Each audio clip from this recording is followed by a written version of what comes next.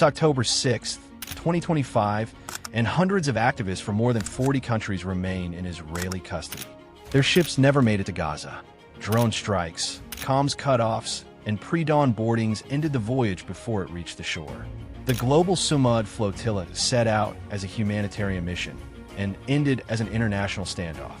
From Ashdod to Athens, protests are spreading and governments are demanding answers.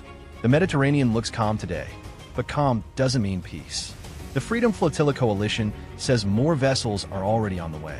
The battlefield at sea isn't always marked by missiles or torpedoes. Sometimes it's civilians versus a blockade.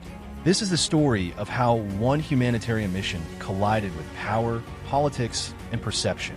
Before we dive in, hit like, subscribe, and turn on the notification bell so you never miss a deep dive from Naval Brief. October 1st marked the climax. As the convoy neared Gaza's waters, Israeli naval forces moved in. For days, activists have been live-streaming their voyage, part of a civilian flotilla carrying 462 people from 40 nations, broadcasting their progress almost in real time. Cameras on board captured the approach of Israeli vessels, then brief flashes of the boarding itself before every feed went dark. Activists reported that Israeli vessels surrounded several ships roughly 70 nautical miles from Gaza, well beyond Israel's 12 nautical mile territorial sea and its 20 nautical mile declared blockade zone. Under international maritime law, enforcement is normally limited to those zones. But Israel argues that its blockade, first declared in 2007 and formally notified to the UN in 2010, remains in force under the San Remo Manual on International Law applicable to armed conflicts at sea. That manual allows a blockading navy to intercept any vessel outside its territorial waters if there are reasonable grounds to believe the ship intends to breach the blockade. Israel cited that clause to justify acting more than 40 miles from shore, calling it a legal measure of self-defense against arms smuggling to Hamas. Within the next few days, Israeli forces intercepted 42 vessels in the flotilla. The Marinette, the flotilla's final operational ship, was boarded on October 3rd at roughly 42 nautical miles from Gaza. Israel commandos cut communications, boarded, and transferred roughly 462 activists from 40 countries to Israeli ports for processing. The Israeli government declared that no flotilla ship broke the blockade and that all participants would be deported after legal processing. Activists and legal groups disputed those claims, alleging mistreatment, denial of medical care, forced removal of religious garments, sleep deprivation, and degraded conditions. One Australian detainee, Surya McEwen, said she suffered a dislocated arm and head injury, was zip-tied, and had her medication confiscated. Others deported to Turkey later claimed they were treated like monkeys. Israel dismissed those accounts as unfounded, insisting detainees' legal rights were respected. From within Israel, the human rights organization, Adala, accused the government of medical neglect, abuse, and religious discrimination in its handling of the detainees. Officials maintained that the operation was safe, measured, and lawful. Activists called it piracy. Footage from Ashdod port showed detainees boarding and under armed escort. No resistance, no gunfire, just silence and exhaustion. Within hours, those images flashed worldwide. Governments reacted quickly. Italy demanded explanations, Spain called for releases, and Turkey labeled the action state piracy. Across Europe, protests spread. Barcelona squares filled with banners reading, "We are Sumud."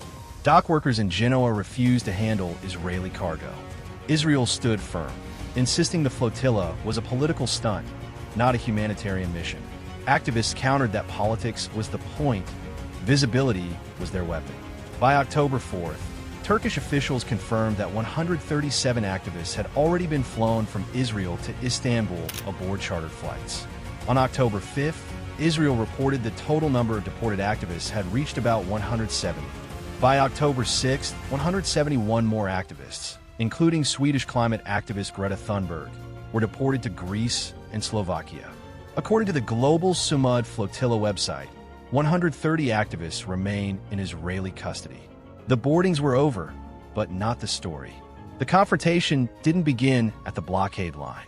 It began days earlier, with an offer, a refusal, and a decision that sealed what came next. By late September, the tension had already shifted from symbolic to strategic. On September 23rd, Israel offered a compromise. The flotilla could dock at Ashkelon, where its aid cargo would be offloaded and transferred into Gaza under Israel inspection. But for the activists, that offer missed the point. Their goal wasn't just to deliver aid. It was to challenge the blockade itself. Handing their cargo to the same government, enforcing that blockade, felt like surrendering the message they came to make.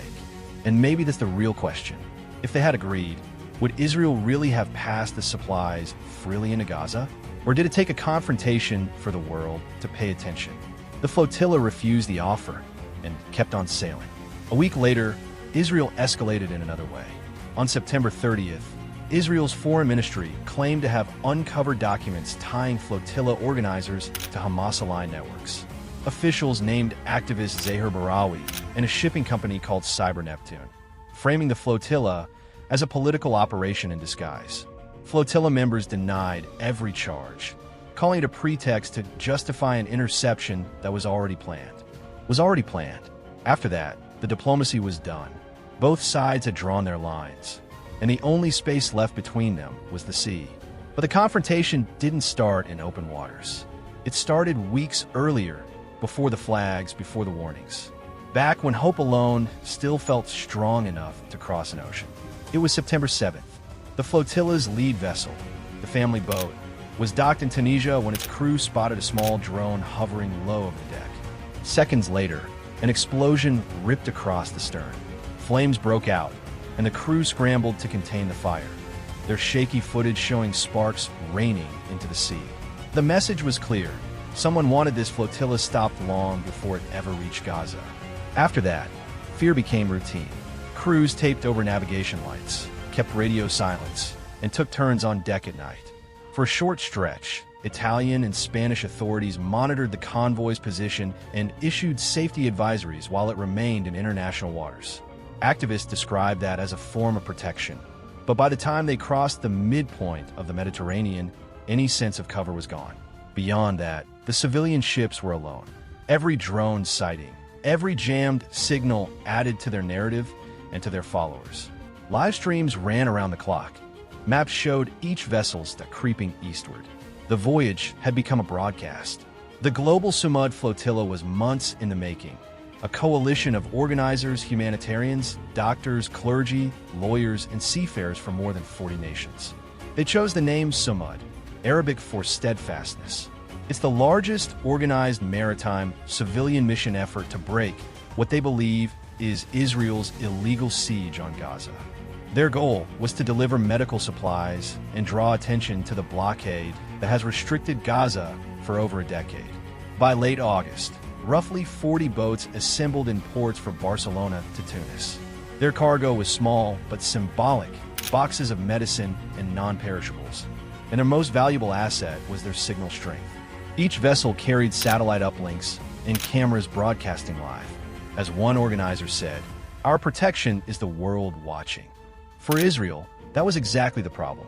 Officials warned that any unauthorized entry into the blockade zone would be treated as hostile. The flotilla sailed anyway. When commandos boarded the ships on October 1st to 3rd, two realities emerged. In Israel's telling, it was a controlled operation. No injuries, no violence, standard blockade enforcement. In the activist telling, lights were cut, people were zip-tied and shoved, phones seized, and medical needs ignored. Israel rejected those allegations. Independent observers weren't present, leaving a gray zone between the two stories. A gray zone where most maritime controversies live. The global Sumud flotilla never broke the blockade, but it broke through indifference. It showed that in a world of naval might and digital reach, power is measured not only in missiles, but in messages. For Israel, it was a necessary act of security. For activists, proof that humanitarian effort is still treated like a threat. This is Naval Brief, your briefing room for sea power and defense analysis. If you're all hands on deck for real naval operations, maritime conflict, and global defense, subscribe and stay mission ready for the next briefing.